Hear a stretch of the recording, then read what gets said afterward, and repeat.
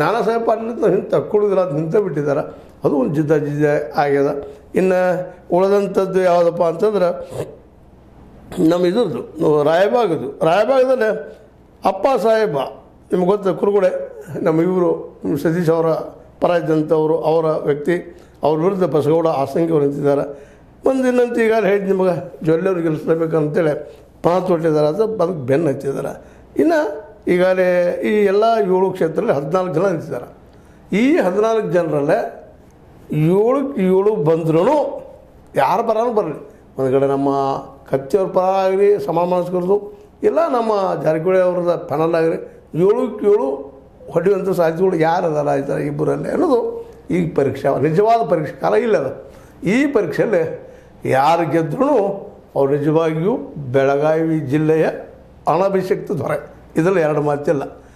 ಈಗಾಗಲೇ ಜಾರಕಿಹೊಳಿ ಸಹೋದರಂತೆ ತಮ್ಮ ಶಕ್ತಿ ತೋರಿಸಿದ್ದಾರೆ. 7 ಜನರು ತಮ್ಮ ಪರವಾಗಿ ಆಯ್ಕೆ ಮಾಡ್ಕೊಂಡಿದ್ದಾರೆ. ರಾಜ್ಯ ಸರ್ಕಾರಕ್ಕೂ ಎಚ್ಚರಿಕೆ ಕೊಟ್ಟಿದ್ದಾರೆ, ನಮ್ಮಲ್ಲಿ ಶಕ್ತಿ ಅದಪ್ಪ ಅಂತೇಳಿ. ಇದು ಇಂಡೈರೆಕ್ಟಾಗಿ ಡಿ ಕೆ ಶಿ ಅವ್ರಿಗೂ ಒಂದು ರೀತಿ ಏನಪ್ಪ ಅಂತಂದ್ರೆ ಉತ್ತರ ಕೊಟ್ಟಂಗಾಗ್ಯದ. ಸಪೋಸ್ರಾಗಿ 7ರಲ್ಲಿ ಮ್ಯಾಕ್ಸಿಮಮ್ ಗೆದ್ರಪ್ಪ ಅಂದ್ರೆ ಇನ್ನೂ ಬಲಿಷ್ಠವಾಗಿ ಬೆಂಗಳೂರಿಗೆ ಅಂದರೆ ರಾಜ್ಯ ಆಡಳಿತಕ್ಕೆ ಜಾರಕಿಹೊಳಿ ಸಹೋದರು ಎಂಟ್ರಿ ಹೊಡೆಯೋ ಸಾಧ್ಯತೆಗಳಿದ್ದಾವೆ. ಯಾಕಂದರೆ 2028ರಲ್ಲೇ ಆಲ್ರೆಡಿ ಸತೀಶ್ ಅವರು ಹೇಳಿದ್ದಾರೆ, ನಾನು ಒಬ್ಬ ಸ್ಪರ್ಧಿ ಮುಖ್ಯಮಂತ್ರಿ ಪದವಿಗೆ. ಇದು ಸಪೋಸ್ 7ರಲ್ಲಿ 7 ಹೊಡೆದಂತೆ ಮುಗಿದು ಹೋಗಿಬಿಡ್ತು. ಡಿ ಕೆ ಶಿ ಅವರ ಇರುವಂಥ ಹಾದಿ 2 ಬಿಡ್ತಾವೆ ಅವ್ರ ಮುಂದೆ. ಒಂದು BJP ಜಿಗಿದು ಹೋಗ್ಬೇಕು ಒಡೆದ, ಇಲ್ಲ 28ರಲ್ಲೇ ಈ ಬಲಿಷ್ಠ ಸತೀಶ್ ಅವ್ರನ್ನ ಎದುರಿಸ್ಬೇಕು.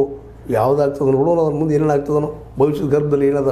ಆದರೆ ಈಗ ಮಾತ್ರ ಇಲ್ಲಿವರೆಗೆ ಜಾರಕಿಹೊಳಿ ಸಹೋದರರು ಮಾತ್ರ ತಮ್ಮ ಶಕ್ತಿ